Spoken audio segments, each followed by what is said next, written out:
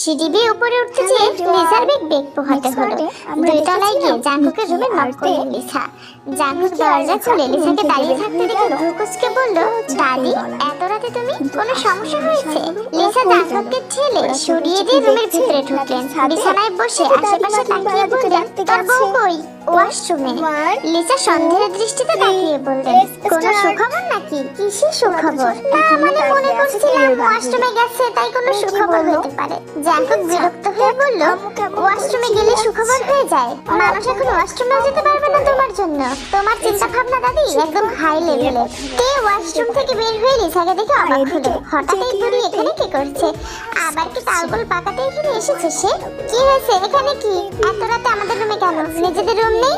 মানুষের প্রাইভেসি ভঙ্গ করতে চলে এসেছে তাই না? ও মা গো, তোর রুম কবে হলো এটা? আর তুই কে আমার এই কথা জিজ্ঞাসা করার? আজ আমি এই রুমে থাকবো। তে আর জাঙ্কুক নাক মুখ বিকচিত করে একসাথে চেঁচিয়ে উঠল, বলে।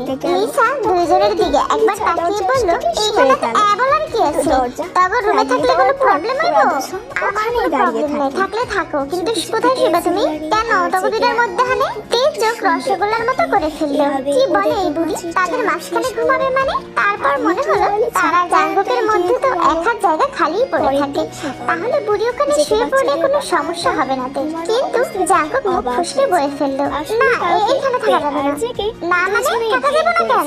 না মানে আমি বলতে চাইছিলাম তুমি আমাদের দুজনের মাঝখানে শুয়ে পড়বে, তোমার কষ্ট হবে না দাদি? মোটেই না, বলে লিসাকে শুয়ে পড়লেন মাঝখানে। জাঙ্কুক গিয়ে এক পাশে শুয়ে পড়ল। তে লাইট অফ করে আরেক পাশে শুলো।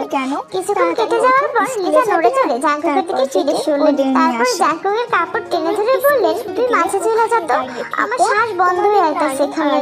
আমি কেন মাঝে যাবো? আমি যেতে পারবো না, তুমি দেখে বলো। ঠিক আছে ঘুমাইয়া পড়ছে, আমি ওর গেঞ্জি ধরে টান দিছি, তারপরে ফিরে তাকাইতেছে না। জাঙ্কুক মাঝে যেতে চাইলো না। লিসা জোর দিলেন মাঝে যাওয়ার জন্য। জাঙ্কুক উঠে গিয়ে এর পাশ থেকে শুয়ে পড়ল। লিসা জাঙ্কুকের কানে কানে বললেন, আর একটু শুয়েটা শোনা, আমার জায়গা হইতেছে না রে জাঙ্কুক। জাঙ্কুক বিরক্ত হয়ে আরো কিছুটা সরল। লিসাকে বলল, হয়েছে এবার জায়গা? না রে জাঙ্কুক, আর একটু সর। আর জায়গা নাই? জায়গা আছে, তেরে তোর বুকের সাথে দড়িটা বিছানার কোনলা। আরে ধরা যাবে না, চিৎকার করবে। করবো না, ঘুমাই গেছে দেখাস না। তুই এক কাম কর, তোর বুকের লাগে জায়গা ধর, তাইলে তবুও জায়গা হইব, আমারও জায়গা হইব। জাঙ্কুক কিছু বলতে গিয়ে বলল না, থেকে টেনে নিজের সাথে চেপে ধরলো। চেপে ধরার সাথে সাথেই তের মুচড়া শুরু হয়ে গেল। তে হাঁসফাঁস করতে লাগলো। জাঙ্কুক থেকে টেনে উপরের দিকে তুলে নিজের হাতের মধ্যে শোয়ালো, যাতে হাঁসফাঁস না করে। তে অন্য পাশে ঘুরে শুয়েছিল। ঘুমের মধ্যে জাঙ্কুকের দিকে পাশে বসছিল। জাঙ্কুক এক হাত দিয়ে তের পিঠ আর অন্য হাত দিয়ে তের কোমর চেপে ধরে তাকে ধরে রাখলো। টেবিল ল্যাম্পের হালকা সোনালি আলোয় তেকে ভীষণ সুন্দর দেখালো জাঙ্কুকের কাছে। জাঙ্কুক হাত দিয়ে তের মুখের সামনে আসা চোখগুলোকে গুছিয়ে কানের পেছনে গুজে দিল। তে ঘুমের মধ্যে হালকা নড়ে চড়ে উঠলো। জাঙ্কুক তের গায়ের উপর পা তুলে দিয়ে তেকে চেপে ধরলো, যাতে নড়াচড়া করতে না পারে। আরেকটু চাপ, আমার জায়গা হইতেছে না। এত জায়গা পেয়েও তোমার জায়গা হইতেছে না? না রে, বউয়ের পাশ গিয়ে শুয়ে পড় না, তাইলে তোমার জায়গা হয়। কেমন মানুষ তুই?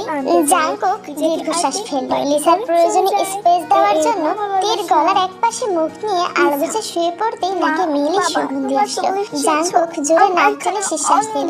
গলার ভাঁজে মাতালের মতো করে নিজের অজান্তেই হালকা ঠোঁট ছোঁয়ালো। তারপর চোখ বুজে ওভাবে গলার ভাঁজে পড়ে রইল। মধ্যরাত নিয়ন বাতির ঘোলাটে আলো জানালার পর্দার ফাঁক দিয়ে রুমে প্রবেশ করছে। নিয়ন বাতির হালকা আলোয় লিসা বিছানা থেকে উঠে বসলেন। হাত তুলে শুলে আড়মোড়া ভাঙলেন। মাথা ঘুরিয়ে জাঙ্কুকের দিকে একবার তাকিয়ে ঠোঁট চেপে মুচকি হেসে লাঠি দিয়ে ঠক ঠক শব্দ করে রুম থেকে বের হয়ে গেলেন। জাঙ্কুকের ঘুম ভাঙলো সকাল 8টার দিকে। মুখে গরম বাতাসের ছোঁয়া পেতে চোখ মেলে তাকালো জাঙ্কুক। দেখলো তের মুখের উপর তার মুখ পড়ে আছে। জাঙ্কুক দুবাকিয়ে কিছুক্ষণ তাকিয়ে থাকলো। সে কি সারা রাত যে মুখে মাথা দিয়ে ঘুমিয়েছিল? তে এখনো ঘুমিয়ে। জাঙ্কুক হাত ছাড়া দিল। তের শরীরের নিচে এক হাত ছাড়া থাকার জন্য হাত ব্যথা হয়ে আছে। পাশে একবার তাকালো জাঙ্কুক। লিসার জায়গাটা খালি পড়ে আছে। জাঙ্কুক তের মুখের দিকে তাকালো। চোখ লাল দাগ হয়েছে। জাঙ্কুক তর্জনী আঙুল দিয়ে লাল দাগে স্পর্শ করতে গিয়ে থেমে গেল। ভয় একবার বাইরের দিকে